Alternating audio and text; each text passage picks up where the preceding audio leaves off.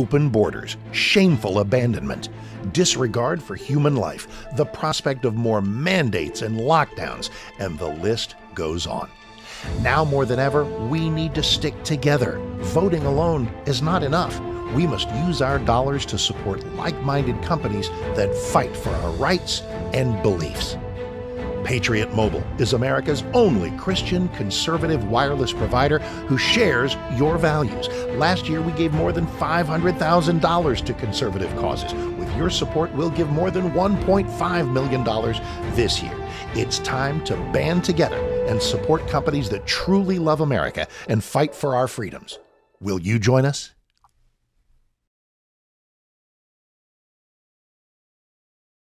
This is Kentucky's Voice Radio, covering the latest state and local issues with Tom Fallbush, Bob Scott, and Jim Waters. And I am Jim Waters, welcoming you into this Tuesday edition of Kentucky's Voice, where we're streaming live on the radio on 970 WGTK and on major social media platforms, as we do each weekday from 11 a.m. to noon. We appreciate you making this part of your day, and we hope that you'll share this and let other people know about this show, especially if they're concerned about having a conservative voice in the media. And that's what we're about here, Kentucky's Voice. You can watch us on TV then at 12:30, 4 and 8 on Channel 21, WBNA. What is Kentucky's Voice? Well, this is filling a void. Filling a void by offering coverage and analysis of today's news from a conservative, common sense, Christian-based point of view.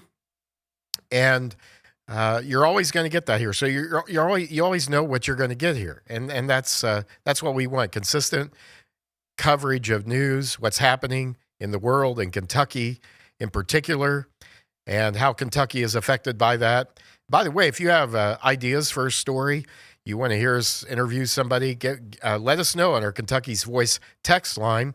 And that's one way you can partner with us, is by letting us know your comments and also through your contributions. You can text your comments to the number there on the screen, or if you're listening by radio, 502-571-0970.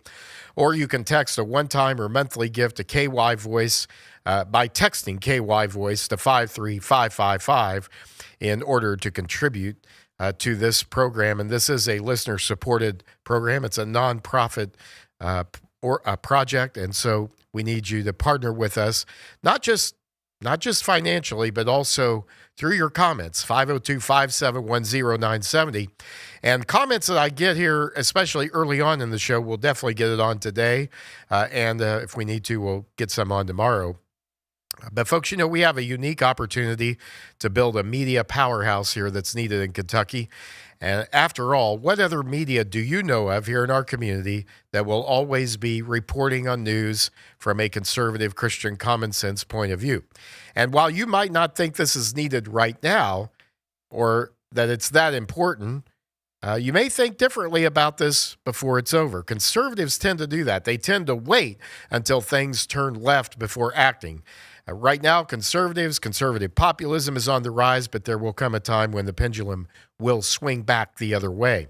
When that happens, what you do today, what you give today, what you invest today will make it possible to have this strong conservative voice that cannot be silenced by an Andy Beshear executive order. So once again, I invite you to partner with us today. This is an entirely listener-supported show. It's very simple to do that. Text KY Voice to 53555. Also, text us your thoughts about the show and any of the issues we discuss, or story ideas that you have, things you would like to hear. We'd like to hear from you about that as well, 502-571-0970. Now, we talk a lot about politics, policy, and issues on this show, but today we've got a special treat coming up today on the show. We have a very special guest joining us. We have a rising boxing star from right here at Radcliffe, Kentucky, Price Sparrow, and his trainer, who also happens to be his father right now. Anyhow, Kelvin Sparrow, they'll join us from Radcliffe and later on in the show today. But first, look at some developments in the news. The Reverend Jesse Jackson, the renowned civil rights activist, Baptist minister, political trailblazer, has passed away this morning at the age of 84. According to statements from his family, Reverend Jackson died peacefully at his home in Chicago, surrounded by loved ones following a prolonged battle with a progressive supranuclear palsy. It's a rare neurological disorder akin to Parkinson's disease that he was diagnosed with late last year.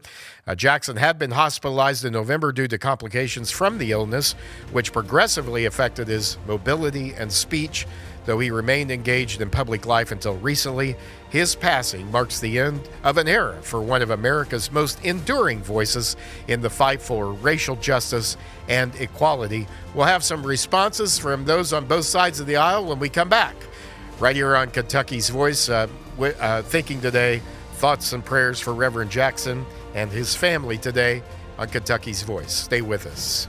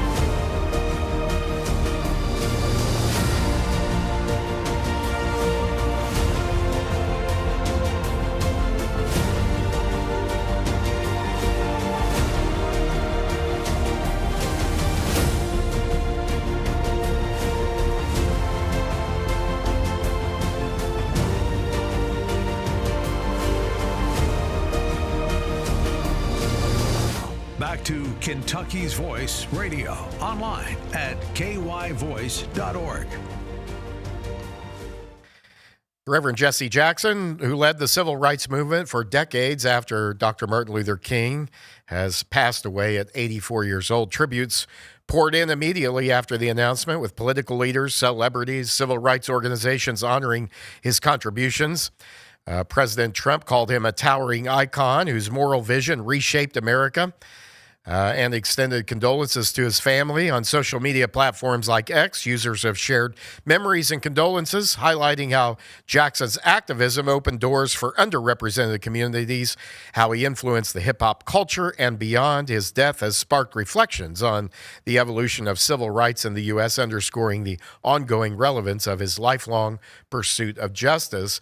On the conservative side of the aisle, as we mentioned, President Trump, he said he knew him well long before becoming president. He called him a good man with lots of personality, grit, and street smarts. President Trump said, despite the fact that I am falsely and consistently called a racist by the scoundrels and lunatics on the radical left, it was always my pleasure to help Jesse along the way. Also, Alveda King, who is a conservative, said, believe it or not, I remember Reverend Jackson's singing voice. He could rouse us with his singing voice. And Alveda King says, also, we did not necessarily agree politically with Jackson, but we could have lively conversations. He was an icon. On the left side of the aisle, House Minority Leader Hakeem Jeffries said Reverend Jackson was a voice for the voiceless and a source of hope in the fight for racial justice. Senator Warnock of Georgia said America has lost one of its great moral voices. Al Sharpton said, my mentor, Reverend Jesse Jackson, has passed. I just prayed with his family by phone. He was a consequential and transformative leader who changed this nation and the world. And Bernice King, who is not a conservative, said Reverend Jesse Jackson Sr. devoted his life to lifting people in poverty, the marginalized, and those pushed to society's edges. He was a gifted negotiator and a courageous bridge builder, serving humanity by bringing calm into tense rooms and creating pathways where none existed. Now, obviously, Jesse Jackson was not a conservative. He was, I had to laugh when I read Bernice King's comment about a gifted negotiator. He was pretty good as a shakedown artist. Let's just be honest here. He caused a lot of consternation among corporate America. Maybe some of it was deserved, but here's the point I'd like to make in terms of how this relates to Kentucky and what we should say about Reverend Jackson's passing in light of what's happening here in Kentucky.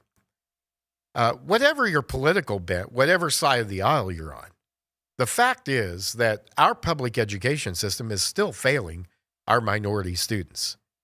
Disproportionately, the fact is that low-income minority students, kids from low-income minority homes, are disproportionately more likely to be in a failing public school than any other demographic.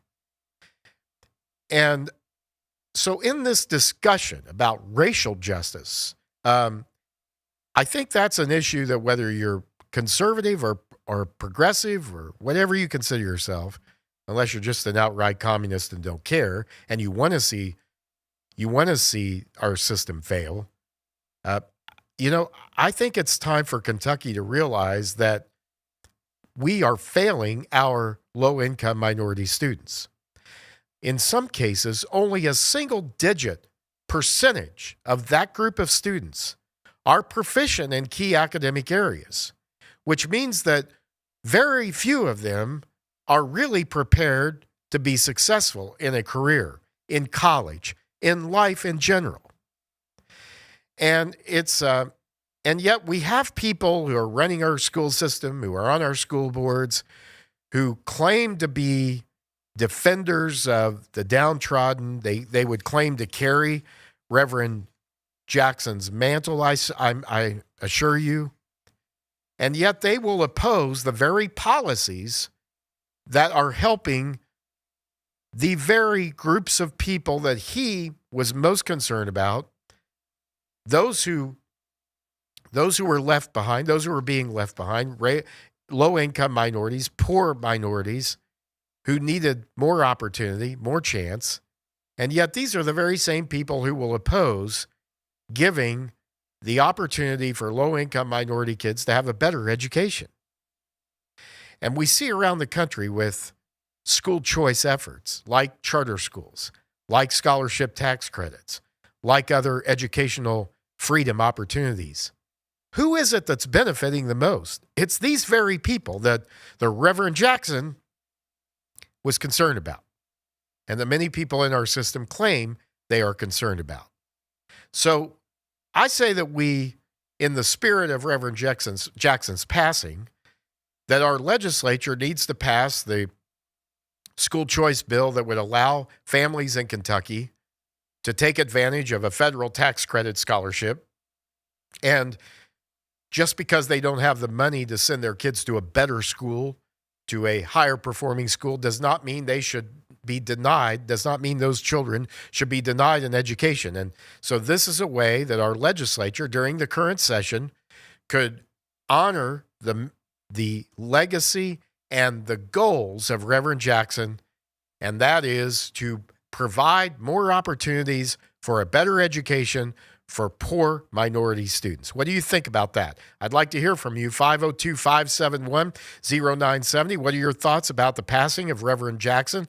He died this morning at the age of 84. Certainly was not a political conservative, but I think we can find some common ground here. He was, and especially when it comes to educational freedom, educational opportunity. The fact is that in many states in our nation, it has been low-income minority students who, and it's been those who have represented those communities. It's been the minority communities, I should say. It's been the leaders of the minority communities, those who would claim Reverend Jackson's mantle, who have led the effort, because they know that offering parents educational freedom, especially parents that don't have the means to send their children to a better school, they can't write a big tuition check, that this is a way that they can help their kids have a chance, a better chance in life.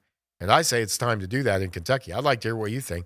502-571-0970. We can't say we care about the most at-risk kids that we have in our system, especially in this city, especially in Jefferson County Public Schools, where they're claiming to have a $188 million deficit. They're closing schools, and they're not, but yet they're not moving in the direction of giving parents more options, and they're not being more accountable, and they're not being more transparent.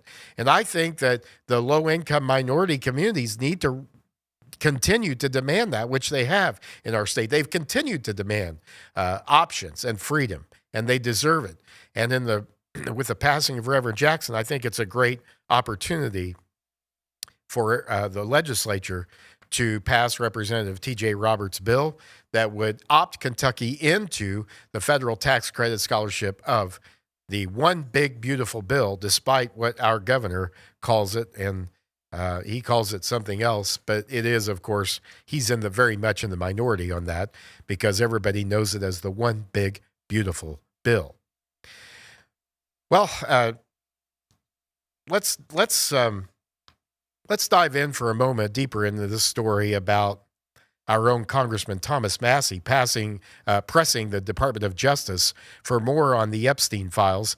As a Kentucky conservative, let me say this. I am pleased to see Thomas Massie standing tall against the swamp, demanding full transparency in a system that's too often shrouded in secrecy and corruption. I'm not talking here about the election. I'm talking about this issue and what he's doing about this. And this isn't just about politics. This is about exposing evil. And the more we find out about what was going on with Epstein, the more evil it is, the greater that we see, the more evil that we see here. And seeking justice for the victims of Jeffrey Epstein's heinous network, that's what this is about. And Congressman Massie, alongside Democrat Ro Khanna, have sponsored the Epstein Files Transparency Act, of course, last year, which sailed through Congress with overwhelming support and was signed into law. Now, I think probably maybe it had support from some quarters because they didn't really think this information would be released. Honestly, I think that's the case. But Congressman Massie is pressed to have this released. And now under Attorney General Pam Bondi, the DOJ has released millions of pages with heavy redactions that Massie calls improper and potentially protective of powerful figures. So from a common sense point of view, if there's nothing to hide, why these games? Why are these games going on? Massie has viewed unredacted versions, flagged at least 6 men's names that were blacked out, names of folks likely incriminated, including ties to billionaires like Les Wexner and even a higher up a foreign official. Now, as Christians, we're reminded in Ephesians 5:11, and I wanted to say this today on this show, that we are to have nothing to do with the fruitless deeds of darkness, but we're rather to expose them. That's exactly what Thomas Massie is doing, calling this scandal, quote, bigger than Watergate, end quote, and criticizing the DOJ for pulling documents offline before lawmakers could fully review them. So we're going to continue to follow this story. Up next, we're going to talk about Governor Beshear and some of the comments he's been making, some analysis on that. Later in the show, Ryan Sparrow and his father and trainer, Kelvin Sparrow, from Radcliffe on with us to talk about his pro boxing debut. Stay with us. Are you ready to stand for truth? Kentucky is at a crossroads, and we need voices that won't back down. This is your moment to rise, speak up, and be part of a movement that's changing the narrative in the Commonwealth. Kentucky's Voice is calling on bold citizen journalists, fearless editors, and those unafraid to speak truth in the public square. Volunteer, intern, contribute. Scan the QR code or visit kyvoice.org to join the fight. This is more than media. This is your moment. You are Kentucky's voice.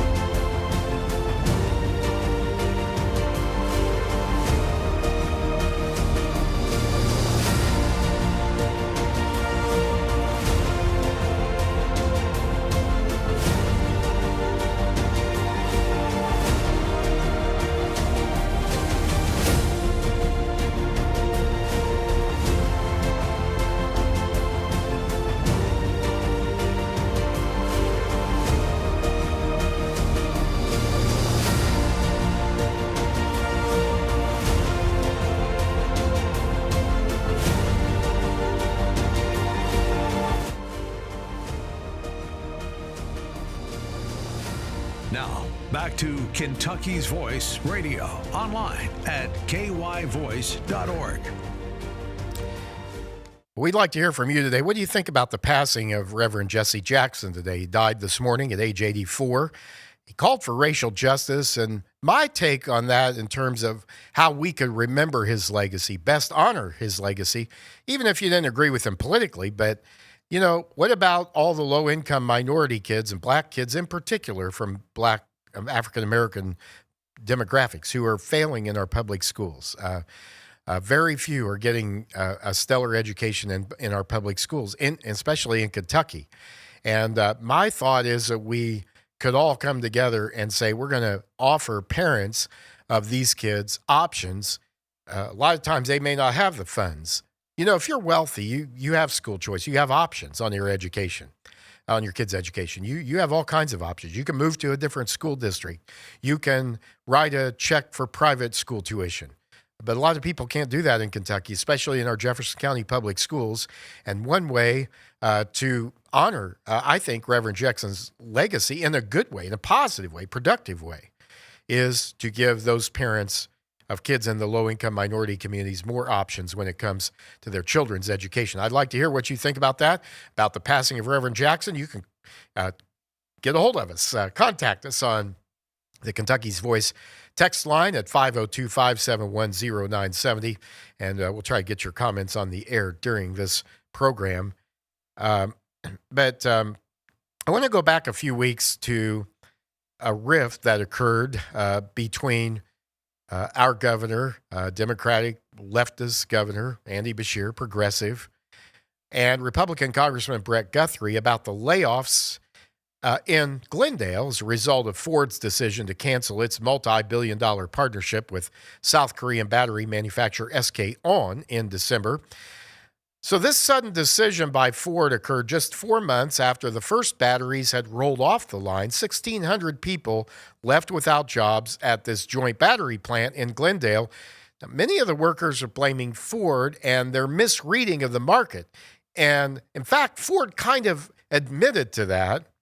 And the market did not do, in terms of electric vehicles, what they expected it to do. They expected more people to buy electric vehicles. They expected the momentum to grow on that, and it simply hasn't done that. They misread the marketplace, and this happens. And you know, private investors take these kinds of risks all the time. Now, Kentucky governor, though, Andy Beshear, didn't say anything about that. He instead is blaming the president, Donald Trump, and Congressman Brett Guthrie, who voted for the One Big Beautiful Bill, which contained President Trump's plan to get rid of these EV tax credits, and for good reason. But let's see some of the coverage of this, and I'll offer a couple thoughts after that. Former Blue Oval SK employees are speaking out after the company laid off more than 1,600 people at the Glendale battery plant. A Ford subsidiary will take over control as the plant shifts away from vehicle batteries. Now, the company says it will hire 2,100 workers to support the new plant. One former Blue Oval employee said the company's good pay convinced many people to move to Kentucky. There's many of people that relocated and, moved from other states to come here. These companies around here didn't start upping their pay rate until Blue Oval came. As part of the plant's unionization effort, he says Blue Oval fired him for unionizing. Blue Oval told us in a statement, quote, "There have been no findings of unfair labor practices," end quote. Kentucky politicians are also speaking about these layoffs. Last week, Kentucky Governor Andy Beshear called out Congressman Brett Guthrie for supporting the One Big Beautiful Bill that ended tax credits for EVs. WHAS 11 got Guthrie's response to Beshear's claims. Here's what they both said. It's really disappointing that Brett Guthrie, who has 3 EV plants in his district, would be the one that champions it, pushes it through, and doesn't make any changes at all to protect those plants. So if we have people that lose their jobs, or jobs that are not created, your own congressman did it to you, and that's really, really wrong. It's just absurd what he said. I know that he's running for president, so he has to make those kind of comments because he has to satisfy a very liberal base if he wants to be the Democratic Party nominee for president. But I will tell you, mandating everybody buy an electric car is not what the American people want. Guthrie went on to say Ford is just reacting to the lack of demand. And Ford agrees with that assessment, sending WHIS 11 a statement that reads, quote, "We have observed lower than anticipated industry-wide EV adoption rates due to changes in consumer sentiment, competitive dynamics, and legal and policy changes. Ford appreciates Chairman Guthrie's support for the American auto industry, and we look forward to our continued partnership with him and the state of Kentucky," end quote. And so even Ford agreed with Congressman Guthrie that this was a misreading of the market. It was something that didn't work like they thought it was going to work. Now, I really feel I live in Hardin County, and everybody's talked about this, about what impact this will have on our economy there. Of course, housing is going to have an impact on that. It's going to have an impact on businesses there. Remains to be seen what that will be. Ford has talked about repurposing this plant so that it is an EV battery storage plant, which holds some promise. And they're talking about possibly ending up hiring 2,100 people. That hasn't happened yet, and it's going to be a while before it does. And it'll certainly be far less than the 5,000 workers that the company had promised the state that it would hire when they got these credits. But that brings me to one point I really want to make about this today. And this is a painful reminder, but and the economic development bureaucrats in Frankfurt don't really want to talk about this, and they don't want to go too far down this road because for many reasons, but I will. And it's a painful reminder that government should not be in the business of determining which businesses are going to succeed and which are going to fail. Government is not equipped to make those decisions. Now, I'm not saying we don't need government. I'm not saying that. I'm not saying that we don't need government. I'm saying that that government needs to be limited in the role it plays, especially in these situations where it doesn't know enough about, for example, EV, electric vehicles, or the batteries that go in them, and in order to use taxpayer dollars to prop this project up, and instead starting an operation like this should be something that's done by the private sector. If the private sector won't do this, if private investors won't do this, if they don't believe the risk is worth it without taxpayers supporting it in some way, then why should taxpayers be left holding the bag when a project like this happens? Now, these credits were given and there were loans given. They're forgivable, but only if the plant achieves the employment and the wages, the level of wages that were promised as part of the granting of these tax credits and loans. It's about $250 million involved here. So the question then becomes, will legislators demand those dollars be returned?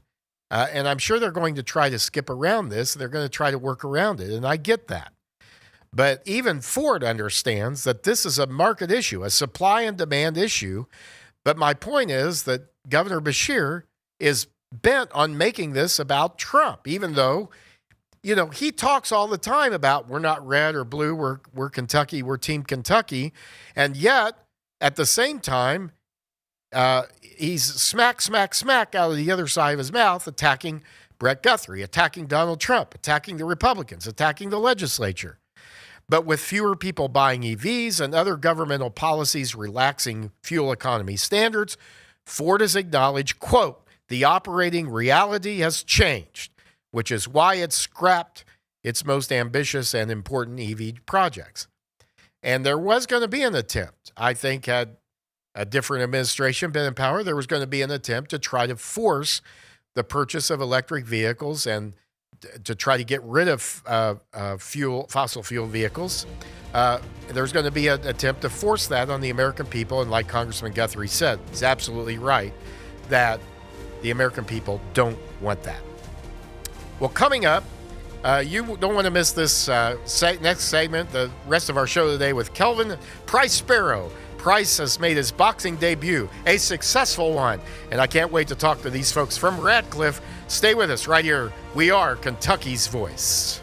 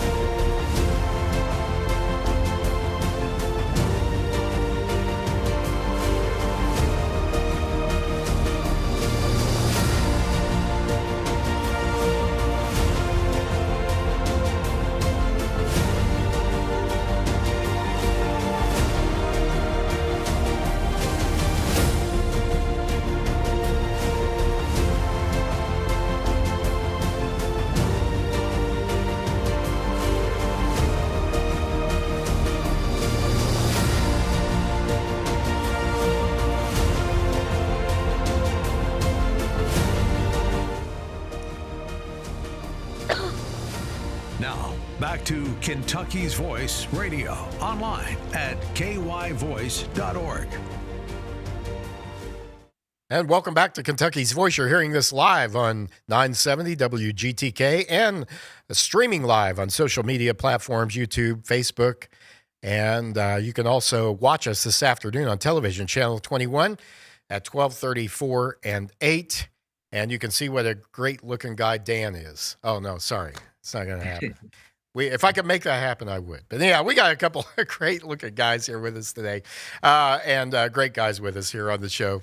And that is, we're joined today by a father and son team from Radcliffe, whose local gym, the Sparrow Boxing Club. I love that. I drove by there last night. There was all kinds of activity going on, and so great to have Coach Kelvin Sparrow, who's founder and head trainer of the Sparrow Boxing Club, and his son Price Sparrow, who has just made his pro boxing debut, and he's now on his way to fulfilling his dream of boxing in his hometown. He's trained under his father at Sparrow Boxing Club and is representing Kentucky on the professional stage.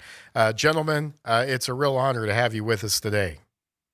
Thank you, Jim, for having us. We appreciate it.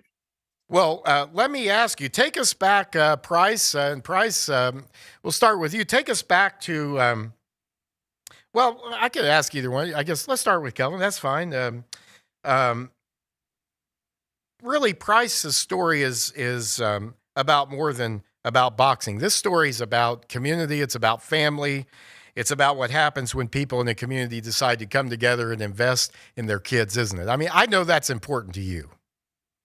Yeah, it's very important because that's where it starts at. It starts with support with our youth, with strong support from, parents and, other people that's in the community. It pretty much, heightens that percentage of those kids, becoming more successful in life. So, yeah, you're right.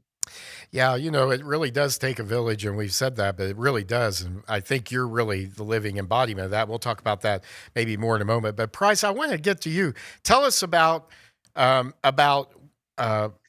go back to when you were a kid, and when did you first say, I want to box, and I want a boxing gym. I heard that story. You really wanted a place, and it turned out that your dad got a place and through the help of the community. But talk a little bit about your dream.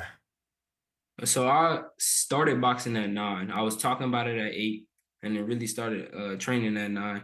I went to school. I got picked on a little bit because I was overweight, and that's what really made me want to like be able to defend myself in case something hit the fan. So I was talking to my dad like I really want to box. I kept asking him, kept telling him, and then one day, we passing the boxing gym. I'm asking him, and he like, all right, now if I take you here and you quit, it's not gonna be good. And since I just stayed in the gym, stayed training, and now we're here. 5-0, 3 knockouts. Yeah. Well, so catch us up a little bit on what your fights have been so far, and kind of you came up. I think you competed in amateur leagues, right, before you did the Yes, pro. sir. So tell us a little bit about your journey, and maybe Kelvin can help out here. Tell us a little bit about kind of what you've won and what we should what you how you've gotten to this point, and then we'll talk about and tell us about your pro debut there too. Okay. So the amateurs, I had over 120 fights, over 85 wins, Mhm. like 3, 4 national titles, 7, 8 regional titles, and like a good little bit of state titles. We had a lot of good accolades, but once we turned 18, we're like, it ain't nothing else to prove for real, for real. And I feel like we do better in the pros, and now we here. My first professional fight, it was amazing. It was in Louisville. We had a bunch of fans come out and see Roy Jones Jr. He was a part of it. He had a couple fighters on there. It was just an amazing experience. Yeah. Well, Kelvin, every parent says that, when their kids want to do something, hey, if you don't stick with this, it's not going to be good. I think every parent, I know I've said that before, but when did you realize that your son really was serious about boxing? And then what kind of went through your mind? I know you told this story, and I was so glad to be invited to, I think it was birthday celebration that there not long ago, but to Price's birthday celebration, 19, by the way. And but I heard you talking kind of about the story about needing a real gym as well. But when did all that happen for you? Well, the day that he took it serious was that day he spoke of, and I told him, you know what I mean, if I allow you to do this, you better take it serious. So from that day on, the very first day he took it serious. Mhm. But when really things just started to recollect for us as a team was when we moved from Georgia. From Georgia, he started off in Georgia, and we moved due to my wife's military career at the time, and we moved here in 2016. And when we moved here, we was training out of my gym, out of my garage. So, that was a lot of pressure on Price, because he was a little small national guy at that time where he was competing with some of the bigger guys and bigger cities instead of just a little small county. We was competing with guys out of California, New York, Miami, Atlanta.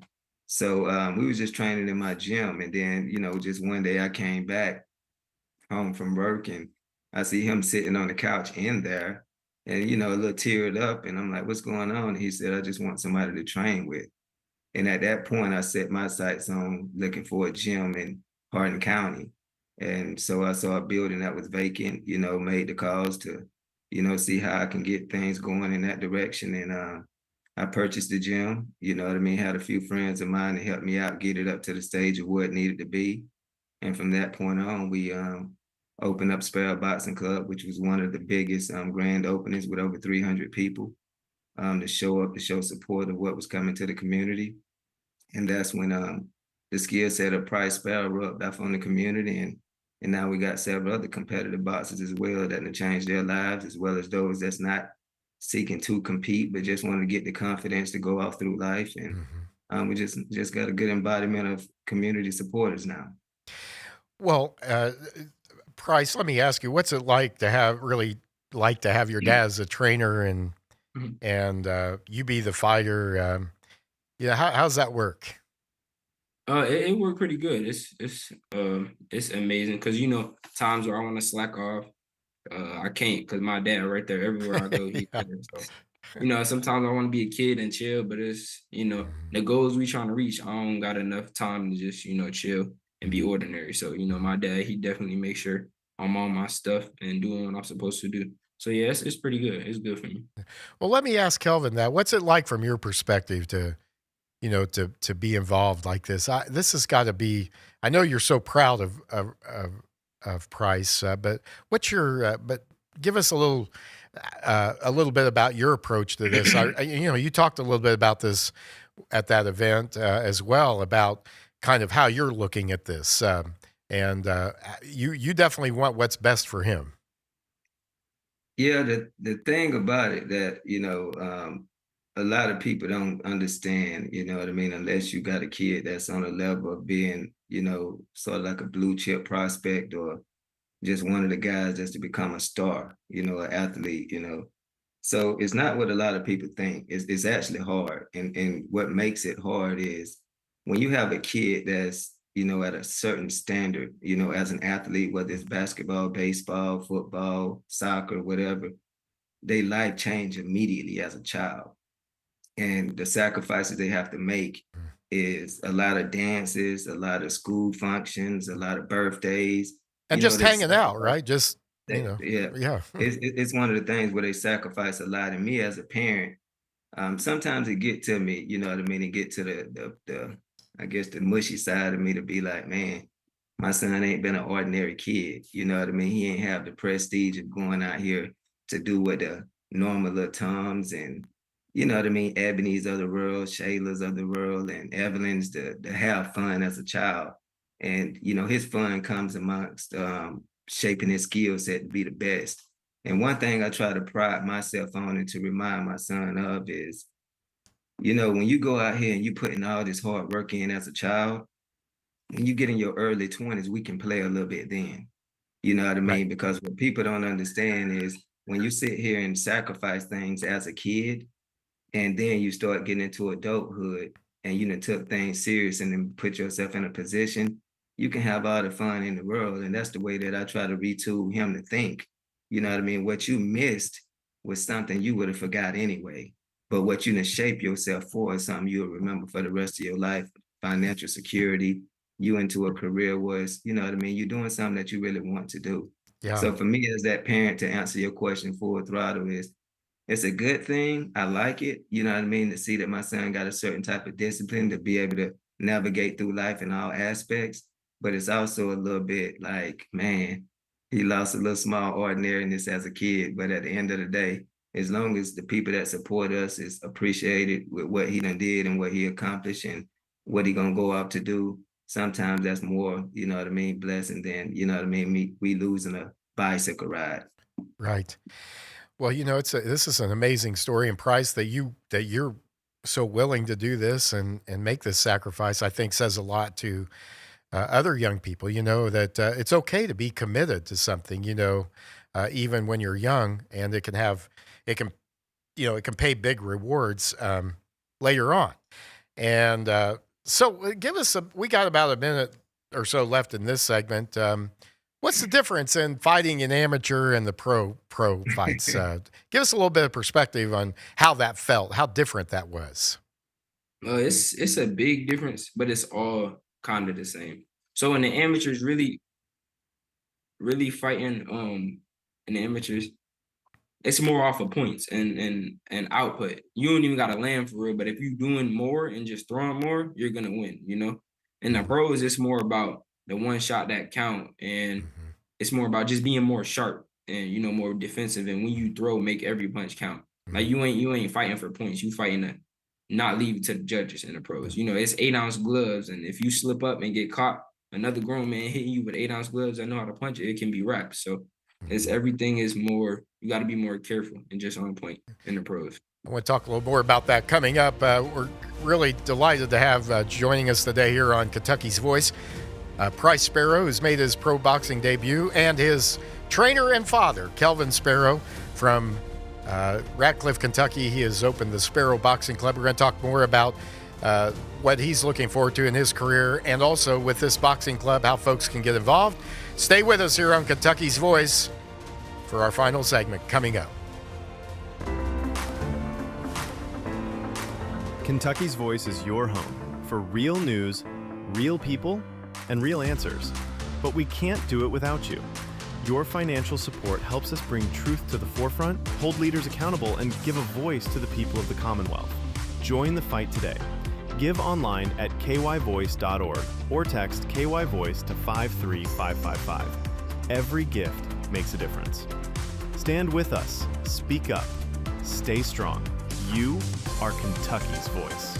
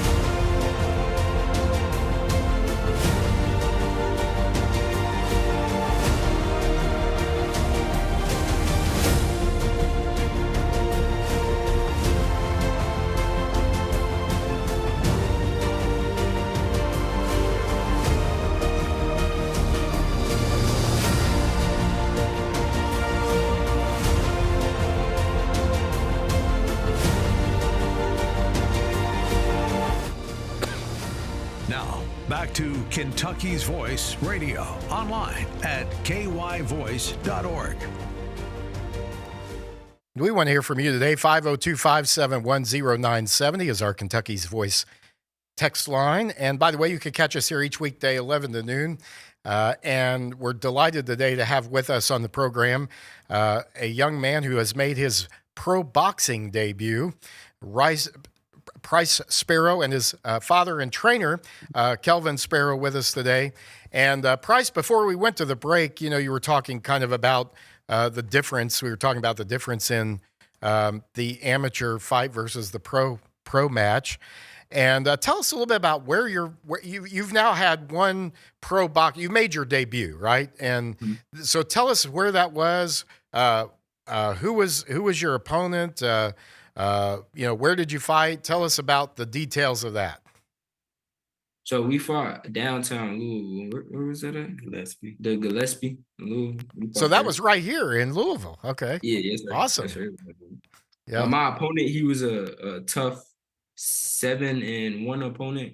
Canadian. He was Canadian. His name was Marco Shazelli. Shazelli. I don't even know how to pronounce his last name. But he was pretty tough. Yeah. So is this is this the pro? Is there a pro boxing organization, or how do we identify this? What's the who? So it's a professional. It was a professional boxing. So basically, what I did was I put the event on myself. So it was a independent. So I independently done it. Yeah. Now that was Price's first pro fight. So now he's at 5 pro fights, which he got his 6th pro fight coming up on March 7th in Arkansas. In Arkansas, so, okay. Now Price is signed with the top promoter in boxing, which is Top Rank Boxing, sort of like the Lakers of basketball. So right now he's being moved according to, his status of being, a highly decorated amateur, and look forward to being a superstar in boxing. So yeah. That's awesome. So, so I guess when you set up a pro fight, you find you establish a pro. There are certain thresholds you have to meet to have it be a pro boxing match, right? Yeah. So what we did was it's state protocols that has to be met. Got it. So we go through the state boxing commission, Kentucky Boxing Commission. I went through them. They was very delighted. Actually, the boxing commissioner here in Kentucky, Mr. Dave Franklin, he actually followed Price ever since he was an amateur. And actually, when we seen him at an event, and he thought Price was a professional then, and Price was only 16 years old. So from that point, Mr. Dave Franklin and I, we exchanged numbers, which he's the boxing commissioner, and he followed Price literally from that point on. Yep. And actually, we tagged on with the sports commission here as well, the Louisville Sports Commission. So they assisted a lot with putting together our event, helping us out, putting us in the right directions, connecting us with the news stations, radio stations, and hats off to the Louisville Sports Commission, because without those guys and without the help of Mr. Dave Franklin, Price pro debut in Louisville at the Gillespie wouldn't have never came to, fruition. Yeah, well, maybe we can make sure they get a copy of this interview as well. But hey, I know when we were talking about and back, we were talking about this, and at the event, I went and heard you all kind of laying out your story. But Price, that opponent you had here in Louisville, I know you would have liked to have had a KO, but I remember your dad saying he just wasn't gonna. Some guys just aren't going to get knocked out. They're just determined to stay on their feet. Yeah. We was looking for the KO for sure. Yeah. We dropped them like 2 to 3 times, but they only counted one of them. So like one of the times I hit him, he hit the canvas, and then 2 other times I hit him, and then his glove hit the ground. That should be counted as a knockdown, but it wasn't. It wasn't. Yeah. Yeah. We if we had 2 more rounds, he would have been out of there for sure. That's so great. So let's talk about a minute. When I came to your party there, Price, you had a lot of your friends there, and I know we talked earlier about maybe some things you've missed out on or haven't done that most kids might do at your age, but you got a pretty good following, and you've got some people around you that I felt like were good for you, good friends. I mean, people that had your best interest at heart that were really pulling for you. How talk a little bit about that. And obviously, even though maybe you haven't had time to go to all the dances and all the events, but you've certainly built some strong relationships there. Yeah, yes, sir. We try to surround ourselves with good people, all the people that was there are pretty good, solid people. And the friends I had there, all of them, they keep me, on track, I just say sometimes we go play basketball, they be like, Price, make sure you don't get hurt. Make sure you stretch before you hoop. Make sure, Right. They just keep me on track. So it's real good having friends and family like that really care about me. And so and I think you already are to some extent. How seriously do you take the fact that you probably are already a role model to these younger kids that come to the gym and maybe see you there, hear your story? Do you feel a responsibility as a role model? I do feel a responsibility because most of the kids that come in the gym and just know about me, they look up to me and they want to, whether they want to box or work as hard as I do and what they do, they look up to me. So I gotta, put my foot forward and continue to be a good role model for them. It's a little bit of pressure, but not too much. Right, but and I think that's great, and I think it's really. You're a great young man here, but we're talking with Price Sparrow, who's made his pro boxing debut right here in Louisville. Won his first fight against the Canadian fighter who was 7-1 coming into this match. And we're speaking also, just delighted to have his father and his trainer, Kelvin Sparrow, with us. And Kelvin, what about parents who say, I'm not sure about my kid's getting into boxing? I don't know. Is it safe? Is it okay? Will they be okay? Talk a little bit about your thoughts about that. My thoughts about boxing is it's probably the most disciplined sport that you can put your kids in when it comes to building their character, confidence, things of that nature. It's not what people think it is. I can't speak for other coaches, and I can't speak for if you take your kid across town here or do that, but I can speak of me and what I do at my gym. I'm a very fundamental mindset coach. I'm not driven to put a kid into competition. I'm driven to, cater to whatever the kid's strengths are. And if it's not for them to be a boxer, it's not for them to be a boxer. If it's them just to coming here to lose weight or mentally get stronger by believing in themselves, by overcoming certain fears, that's what we're gonna do. Yeah. And boxing is just one of those type of sports to where, it get a bad look and a bad rap because, what's the target is someone just getting punched. You know what I mean? Whether it's in the body or in the head, And just honestly, you get more concussions in football than you do in boxing. Right. And football seems to be our country sport, you know what I mean? Yeah. So with boxing, it's just more so of, it makes a person become more attention to detail. Mm-hmm. And that's my job, is to make a kid more focused on what can hurt you.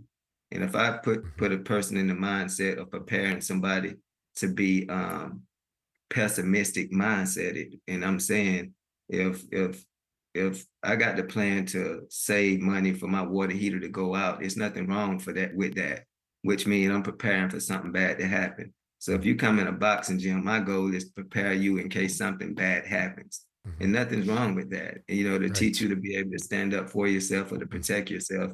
And that's what we're driven to do. Well, I think it's great. And, I guess I was going to ask Price that too. You mentioned as a kid, you were kind of picked on a little bit because you were a little overweight.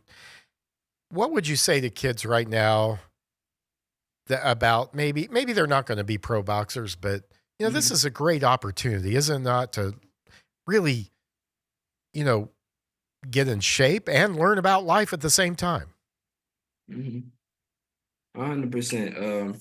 I'll tell the kids, whatever you do, whether it's boxing or not, just find you something you want to do and stick with it no matter what. Like whatever you put your mind to, you can do. No matter how hard or tough it may seem, you put your mind to something, you can do it. So that's the advice I have for the kids or anybody out there, period. Well, let me ask you and your dad as well. Do you have some testimonies? I'm sure you've had some testimonies of young men, young women whose lives have been already affected by what you've done. Give us a little bit on that.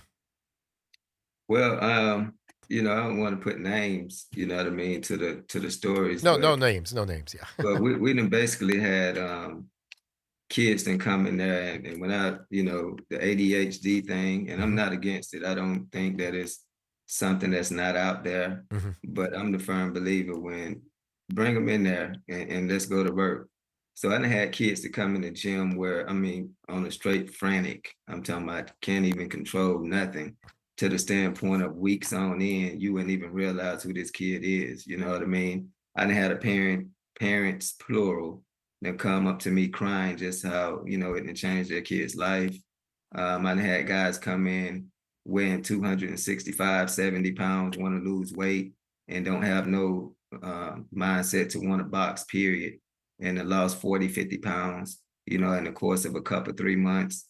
You know what I mean? So it caters not just to kids, it caters to adults as well. So we have an age limit from 5 and up, and that up, it don't exceed to whatever that number may go, So we got military personnel that's in there, bourbon executives that come to the gym. We have all walks of life that come to the gym. And for all those people that come there, my goal, my thought process of them coming there is whatever problems you have coming in the door, leave them at the door. And when you walk out of this gym, jump over those problems or step on them, and please don't take them with you. So everybody that come to my gym, my goal, and hopefully it do touch everyone in this way to change their life in some sort of way, whether it's the outlook of life or it's something that just happened to you physically to give you a different mindset on how you need to, keep walking in life. That's great. Just quickly, because I have one final question for Price, but how can folks, if they want to contact, what's the best way? We've got your number up there, 502-799-3162. Is that the best way for folks to contact you about maybe they want their kids? Yeah. They could contact me that way, and they could contact me on Instagram at Price Sparrow.